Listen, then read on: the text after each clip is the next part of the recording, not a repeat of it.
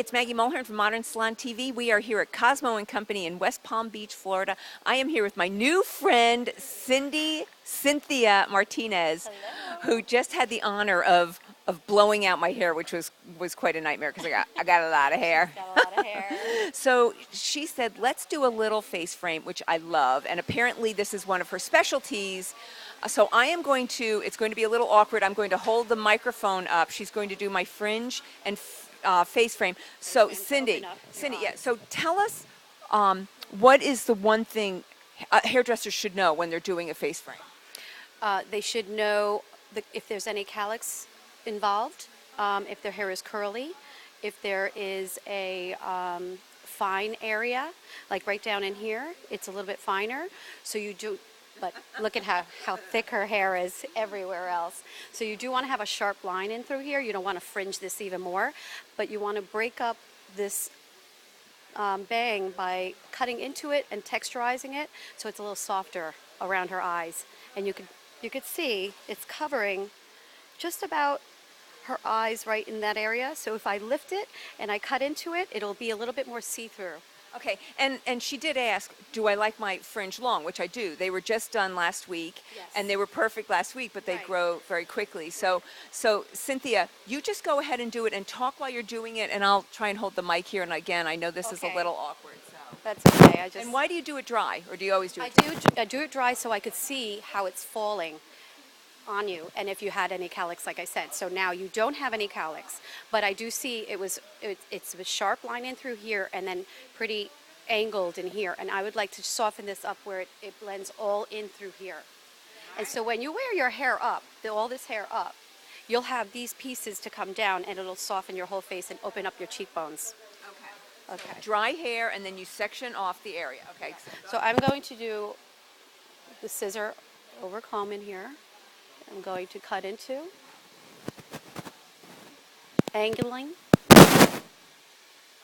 to the side a little bit. And while you're doing it, why don't you tell us what scissors you're using? They are Hikari, the 7-inch Hikaris. And now, so I'm going into the side, and I'm going to blunt cut first. You see how that gave her more of a line? Can I open my eyes? Yes. Yeah, and it's client, close your eyes. It's, Yeah, you don't want hair in your eyes. I want to see what's going on, but I'm hoping this is by your. And I'm going very, very like baby step for you, because I know you like your bangs long. We could always go shorter and deeper. And I'm going deeper now with my texturizing to open up a little bit more. So you could still have a long bang, but it just softens it.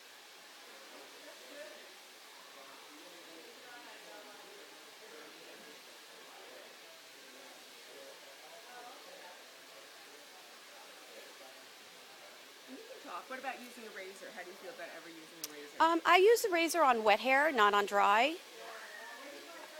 I wouldn't per se use it on you because I do want that the side's not so texturized, and the razor will soften it too much. Oh, I like that. Soften it too much. Okay. Yeah. Open my mouth, open my eyes. I'm a bad client.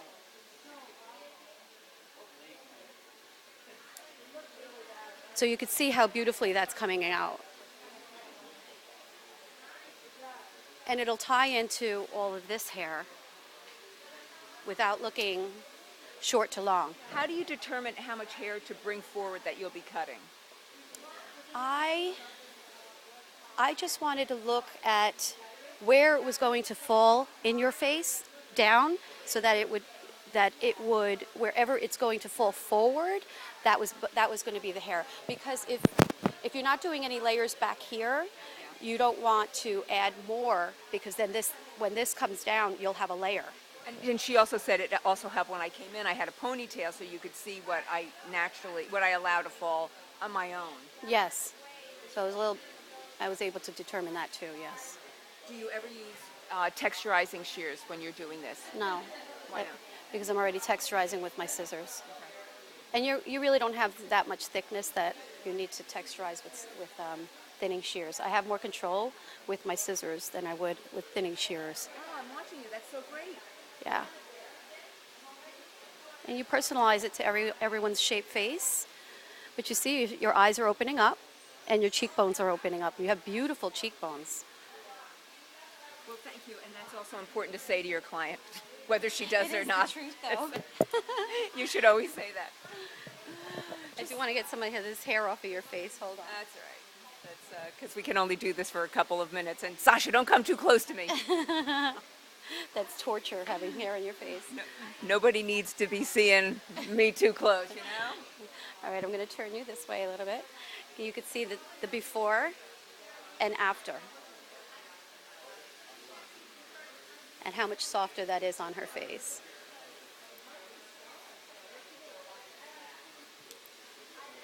And you always check to see the natural fall, correct? Always, always, especially with bangs.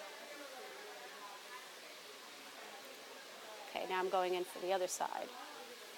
So you elevate, just really give legit tips here. So I like to hold the scissors, the comb underneath, and I get more of a little bit of an elevation, and I could see into the hair more, rather than hold down and cutting into the hair. And I feel like I have more balance. You do have to have a steady hand.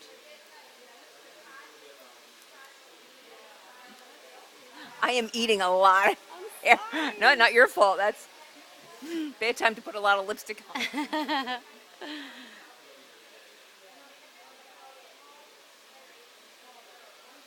What about clients who do their own bang trim? Well, unfortunately, they have to see, but But a lot of correction a here. lot of correction because they could go too deep, and they usually can't cut into it like we can. So if they get a bang trim in between their haircuts, it refreshes their haircut like they had a new haircut. How often do you have clients coming in for bang trims? Every 3 weeks or so.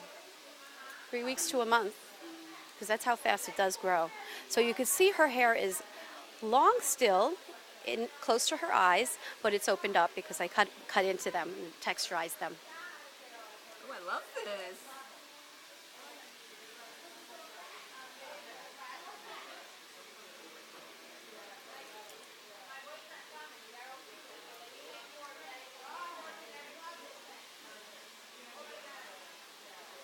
You could slide cut down the sides also. And why do you choose not to? I didn't want to take too much hair off. Okay. How are we minutes-wise, Sasha? Are we, we're okay? 8 now. 8, yeah. So we have to wrap up. Any other tips before before I run out of here? No, it's looking really great. This is a good little thing to have. I know. Sorry. You needed that. Okay. And a good tip would be if you're using one of those to tell your client to cover her lips. Yes. I used a microphone the other day, and there was like lipstick all. It was kind of gross. All right. Well, thank you so much. Let's get a look at this finished thing, Miss Cindy. This is Cindy Covert Martinez, Yes. Cynthia. And what is your Instagram? Oh, Modern Tech 1. Modern Tech One, and we are here at Cosmo and Company in West Palm Beach on Dixie Highway, and I love it here. I just love this salon. Thank you guys so much, and thank you, Cindy. You're Ready very to welcome, hit the Maggie. world. We'll see you. All right, bye.